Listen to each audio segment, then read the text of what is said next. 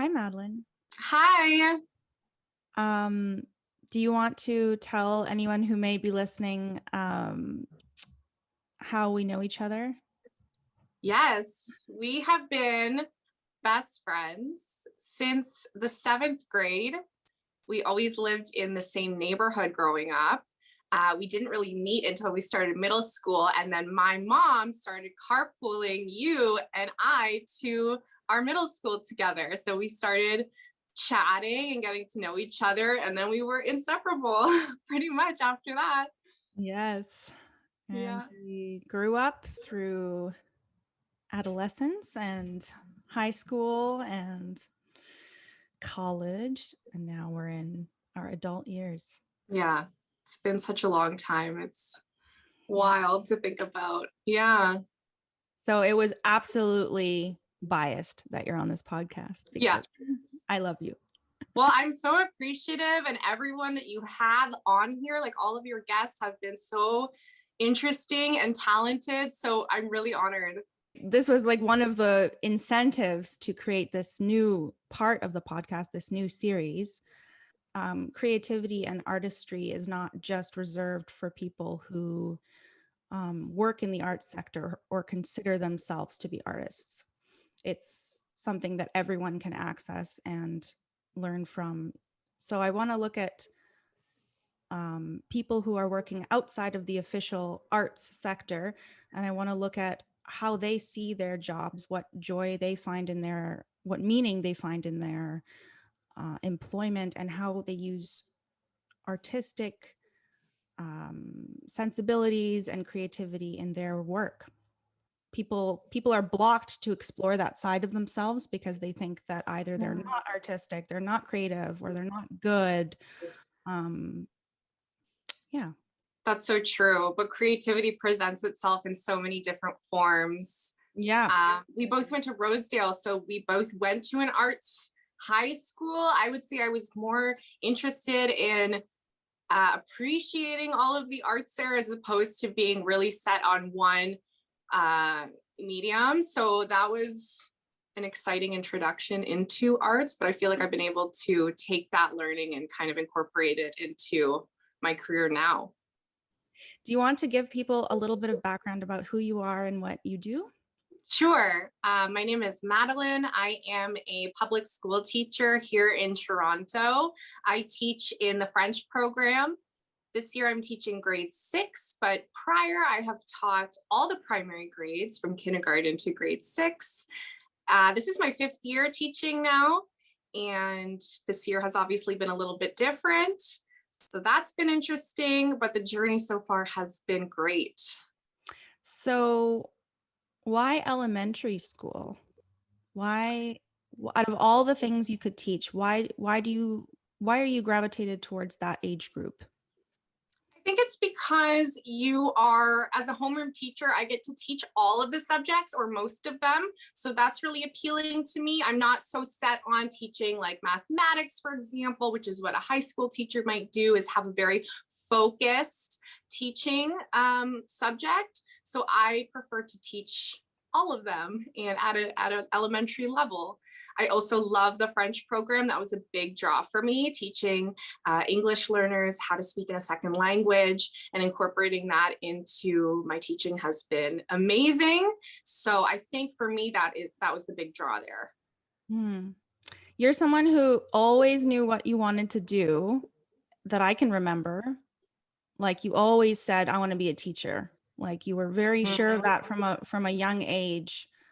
And that's something that struck me. And that's also why I thought of you for this podcast, because it seems like that was somewhat of a calling for you.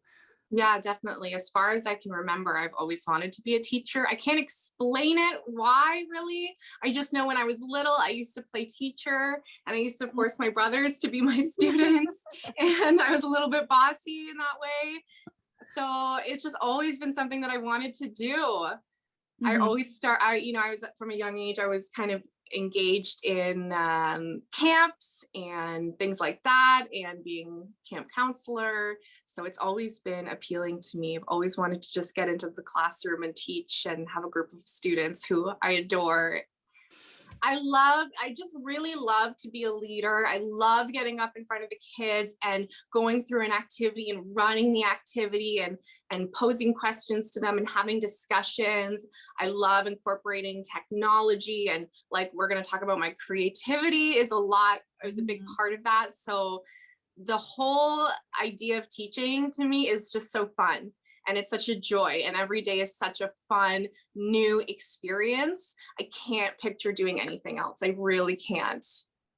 That says something for sure. Yeah, I Yeah. really love it. Do you notice any patterns in the types of people that are attracted to teaching, like certain personality traits that you notice, or ways of being? I mean, I've noticed that people who are interested in teaching, all of my fellow kind of coworkers and people that I've gone to school with, are some of the most hardworking people that I've ever met. And so these are very passionate people who just really care about um, engaging their learners and motivating their learners. It's one of the only jobs really that doesn't stop at the end of the workday. You take so much work home with you, and you spend so many extra hours working than you would maybe another kind of job. So you really have to be prepared for that. If you're not passionate, there's the door, right? You can go find something else to do. I really believe that students deserve teachers who are passionate about them, about their learning. And so if that's not for you, I would say go and do something else. And if you're going to be a teacher, you really need to put forth 110% all of the time. And I'm sure, like any career, like even in, the orchestral careers, like sometimes over the years, people lose the passion, right? But they just stay in that career. And then I guess if you're a teacher and that happens, you just become probably just a more robotic, less animated, and less Absolutely. effective teacher as the years go. Yeah, exactly. Because it's so much work outside of the classroom, I think that there is a high burnout rate for some teachers, and that's really too bad. I think you have to keep thinking about why you're here. Why am I teaching? Why is this important? And if you can't find the joy in it anymore, maybe it's not for you. You need to be joyful about it. You need to be there for your students every single day, and they depend on you and they look up to you. And it's so important that you are a positive role model, and that you are engaging them and motivating them and making them feel special and appreciated. Can you tell us a bit about what this year has been like during the pandemic? Oh boy, yeah, this year has been challenging, to say the least. It has been back and forth from online to in-person learning the entire year. It's too bad because obviously there's a lot of students who are not, they're not succeeding in online learning. It's not the platform. It's not the way of learning for them that works for them. So I feel like I'm losing a lot of motivation. They're losing a lot of motivation. You kind of roll out of bed, you walk over to your computer, you have your pajama bottoms on, and you teach from home. And it's strange, it's unnatural. Most of their cameras are turned off, most of their mics are muted. So there's a lot of times when I'm kind of just sitting there and I feel like I'm talking to myself, and maybe I am. Yeah, I mean, have you noticed a decline in the quality of work you're getting, the quality of, because you're not really sure if they're paying attention, right? Like you don't know if their cameras are off. Yes, there's been some declining in the effort, in the work that they've been turning in. And some students who normally would be very successful in the classroom are having a really hard time keeping up. A really, really hard time. And I don't blame them. This is not the platform for learning. We should be in person. We should have the opportunity to socialize with each other. And it's not the same. It's not the same. What are your thoughts on the long-term impact on the kids of this situation within the school setting? Like, have you had any thoughts on that?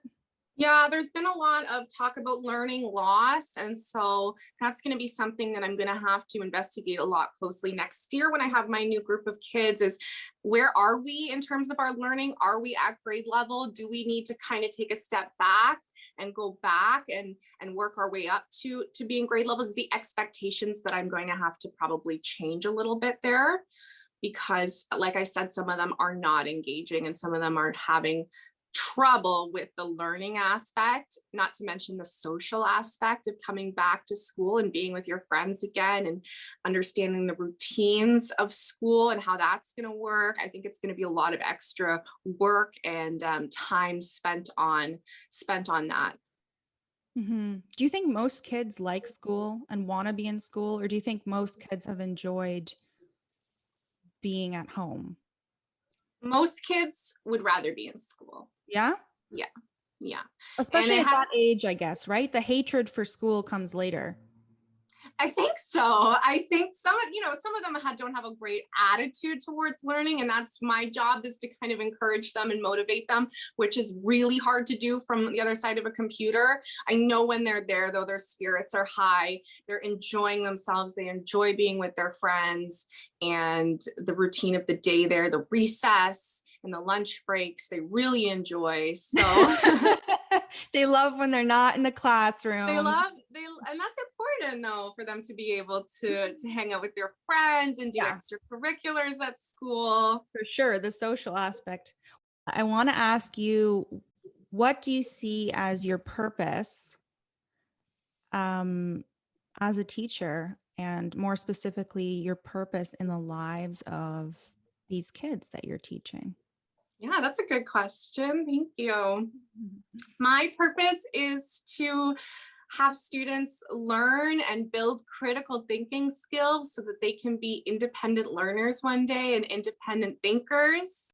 I want to foster a love of learning. I want to get them excited about learning. I also really find it important to help students see also their privilege as well in society. I think that's really important when we're building a culturally responsive system. So the students should be able to value their own cultures as well learning about other cultures. So I like to incorporate that in my curriculum, in my programming as much as possible.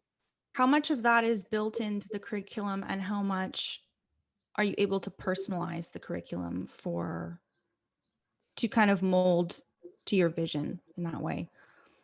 Yeah, you can personalize it a lot. You have your curriculum expectations, but then you can do whatever you want with it. And that's my favorite part. That's where I get to be as creative as I want. So going off of that idea of the creative element of your job, I wanted to ask you how does creativity as a concept factor into your teaching? Being creative is my absolute favorite part of teaching. I love creating lessons that are motivating and engaging for students. I'll read the curriculum expectations and then I'll think, how can I get students to be excited about this? How can I get them to learn this and make it exciting and make it motivating and make it memorable? So that's where my creativity starts to kind of churn. I start to think about what can I do? What kind of lessons, what kind of activities can we do? It's really a creative process. My programming, it's such a creative process. Taking the curriculum expectations, putting a little twist on it to make it fun for them. I think that's really, really important. Like I said, our online learning has put an extreme test on my creativity. So my goodness, like creating lessons, like the slideshows that we do, virtual field trips, guest speakers, whatever I can to keep them motivated, especially online, has been the focus in my mind as the months start to kind of trickle by, as they start to kind of lose some of that motivation. How can I get them back? How can I get them interested? It's constantly what I'm thinking about all the time. I'm not necessarily in front of the classroom doing direct instruction all the time. I'm switching it up. The way that I teach has to be different. It has to be collaborative. The students should be problem solving. It's all about kind of making that as engaging as possible. Something really interesting is that we tend to only remember 10% of what we read. 20% of what we hear, Wow. 30% of what we see, 50% of what we see and hear, 70% of what we say, and 90% of what we do. So for me, that's really important, because how can I get my students to remember this learning, right? Traditionally, you might have them reading from a textbook and answering questions. Well, I don't think that they're going to remember necessarily what they've read. So how can I get the students to actually do the learning, and so that they remember, and so that they're engaged, and so that it's hands-on? It's something that I'm really thinking about all of the time. So for example, instead of writing a test or a quiz like might have been traditionally done, there's so many other ways you can get students to show their learning and understanding. They can be problem solving. I can make them, they could create a podcast, they could make a video, they can compose, they can debate. There's so many different ways for them to show their learning, not just sitting there writing a test, like some of the stuff I'm sure we remember doing as students. I'm really trying to reach beyond that and get them to show their learning in different ways. I did a little bit of research on creativity actually for this, because I realized, well, I don't have a working definition of creativity just in my mind. And I found a couple that I really liked, which I did send to you. I'll just read a couple out for the listeners. So Collins Dictionary, it said the ability to transcend traditional ideas, rules, patterns, relationships, or the like, and to create meaningful new ideas, forms, methods, interpretations, etc., which I really liked. And then, so in all of the definitions that I found, there was this element of novelty. So something that's new. When we're being creative, something new arises, whether that's an idea or a piece of art or a way of thinking. There was always this element of openness. So being open to new concepts, and having an open mind, essentially. And then another element that I really liked was this idea of finding connections between seemingly unconnected ideas or concepts. So making connections in our mind, which is also another element of people who score high on the openness scale, so to speak. And there's the Big Five personality quiz where you have openness is one of the categories scored. And so finding these connections, and seeing multiple possible solutions to a problem. So Yes. I mean, I can see how that would be entirely relevant to learning and the social element of school life, and then also, adult life after school, right?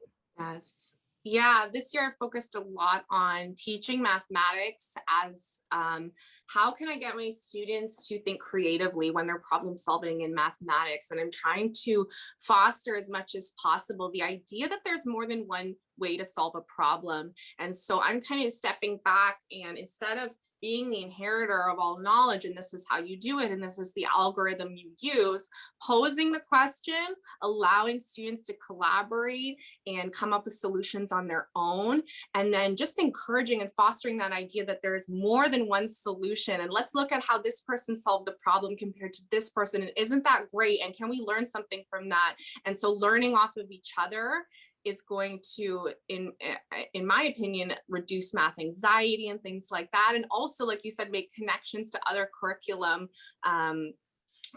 expectations. So instead of this is math and this is language and this is science, blending everything together, fostering problem solving, and having the students engage that way is just remarkable to me. That's something that I'm still working on, and it is so important. And I'm really glad you mentioned that, making connections. What's the hardest thing about what you do? The hardest thing is to, there are some hardships.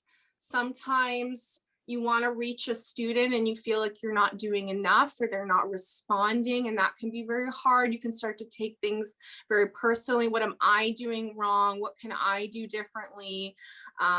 But you know, they're people. They sometimes wake up and they're in a bad mood, or they got into a fight with their sister or their brother and they're not having it that day. And it's okay to take a step back and say, I'm just going to let them do them, and that's what they need. And trying to juggle all of the different needs at the same time is challenging, really, really challenging. It depends. And also, you know, I had quite a big class this year. I had 28 students. And it's hard to meet the needs of 28 students in a single day. Sometimes I wonder, did I even say good morning to the student? There's 28 of them. Sometimes I don't feel like I can interact with them one-on-one as much as I would really like to. So that can be very challenging. Sometimes you want to see them succeed. You think maybe they're behind compared to some of the other students, and you really want to see them achieve more, and that can be difficult. That can be really difficult. Sometimes the relationship with the parents can be challenging, with your administration. It really depends. There's a whole kind of different challenges, but you need to find the support that you have at the school, whether that's a colleague, whether that's administration that can support you. Find that support, ask for help when you need it, and don't be alone. I think a lot of teachers will kind of lock themselves in their rooms and feel like, I'm doing this all on my own. And you're not on your own. We're all here to help each other and collaborate and to share resources. So be open to that. Be open to asking for help and getting advice. And you know, if it's not working, what can you do to improve? What kind of extra pedagogical learning can you do? And you can take courses, you can do all kinds of things, but you're not alone. I know some teachers feel that way. What is something that you wish people knew about teaching or being a teacher? The day is not finished at 3:30 or 3 o'clock, whenever the school bell rings. A teacher's workday is not finished. I'm planning all the time. I'm creating. Do you think that's because you're a particularly good and dedicated teacher? Do you feel all teachers do that kind of work? I think they mostly do. I think maybe if you're a veteran teacher, you have a lot of tricks up your sleeve that you can pull from previous years. And I hope that I can start to accumulate and start to reuse some of those sources. However, I feel like it's still a ton of work. It really is. And it should be. I don't see how you can stop at the end of the day and not touch any work and then come back to teach the next day. I just don't see how that works. I feel like it's too much work. There's too many things going on. You have to spend time working outside of the classroom day, prepping and planning. It's all a lot of work. Doesn't really matter what grade you teach. If you're in kindergarten, you're going to spend hours just cutting things out for your students for the craft the next day. It's really a lot. There's a lot that goes into it. I can also imagine working with students in general, but also especially working with young children, is that, you know, as wonderful as it is, it probably just takes so much mental and physical energy and emotional energy from you. And I wonder if you've discovered any ways to sort of practice self-care and things for yourself to recharge. It's a really good point. It's really been stressed as well a lot during this pandemic. Take self-care, take care of yourself, but at the same time, plan all these lessons and teach virtually and write report cards. So I find that a little bit, okay, when do I spend this time doing self-care? At a certain point, though, you have to stop. So with teaching, you could keep doing, there's always something to do is the thing. There's always, always, always going to be something for you to do. It's about being like, okay, I'm going to stop now and I'm going to do my own thing now for a little while. You have to be able to put the work aside and to stop, because like I said, there's always something for you to be working on. What gives you the most satisfaction when you work? What sort of, is there something, a situation you can think of, or an example or a type of example where you feel a sense of accomplishment and fulfillment? I think the best part is when a student will say, "Oh, I get it now." And you just think like, yes, the breakthrough. Like you really feel good, right? When they go, "Oh, okay." Like the light bulb goes off, whatever you've done has worked for them. And what they weren't understanding, they're now understanding and applying. And it's just the best feeling ever to see them succeed and be proud of themselves. And it's nothing explains that feeling. It's truly what keeps me going every single day. It's those aha moments and just the look on their faces when they feel like, I got this, I can do this. Right? I couldn't do this before, now I get it. And it's just the best feeling. It really is. I just want to say that I really admire you, and I always have, and your passion for what you do is infectious and inspiring. Thank you. And I am certain that you have a wonderful effect on your students. Thank you so much. Thank you so much for talking to me today and allowing me to be a part of this project.